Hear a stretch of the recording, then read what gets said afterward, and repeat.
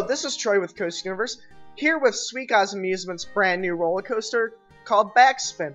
It just debuted at the IX Indoor Amusement Park on March 23rd, 2018 for its very first time.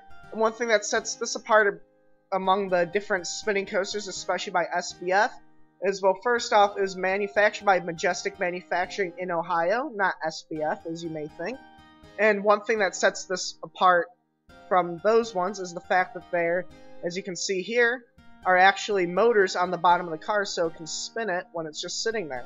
Which, there are different cycles where it'll start just spinning in the station, then it'll bring it up to the top, which you'll see in a second, and spin at the top, and then go around.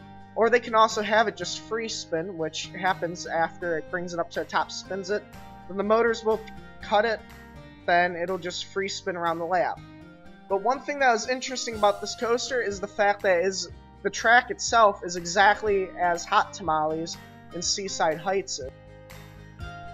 Unlike a lot of these portable roller coasters, one big benefit is that sign that the backspin sign in the very middle of it is actually a crane so they can build the coaster, because each track section weighs a lot more than the average kiddie coaster since it's such large cars, and the only way to really lift the track pieces is with a crane. And if you're wondering why I'm doing this video a bit differently than some of my other videos, I should say almost all of my other videos except a few, is because I did do an interview with Jeff from Majestic Rides, and all the audio got corrupted, as you've probably seen on some of my other IX Indoor Amusement Park videos if you've seen those. My microphone for some reason was not working. I need to get a new one. Luckily it wasn't my wireless, but it's not working. And then in this video you can see kind of the area beforehand, and then just the location in the park it was, and you can see a little bit better view of that crane, which is right in the middle, that giant white tower, because normally you wouldn't be able to see the back of this when it's at most events. But you can really see how similar to Hot Tamales this track is. And then all those little supports, like right in front behind the coaster train, weigh approximately 100 pounds each, so that can really shows you how the weight is much greater than the average kiddie coaster, which on the Orient Express or Wacky Worms or the Dragon Wagons, those can take up about 45 minutes to an hour with the right crew of 3 people or so. They can pretty much build that whole coaster by hand in, like I said, in about an hour or so.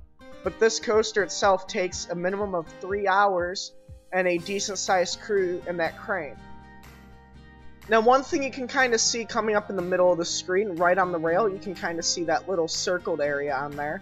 That does not mean a defect, as you will often see at the big amusement parks or where it needs to be fixed, but that is actually where the alignment of the track rack is on the rails, so they can properly store the coaster on the trailer, so they can maximize their storage space for transport. Because, again, this coaster is big, heavy, and they want to try and get this all down onto one trailer to reduce the moving costs of it, because, as you know, more trailers means more fuel needed to move the coaster around.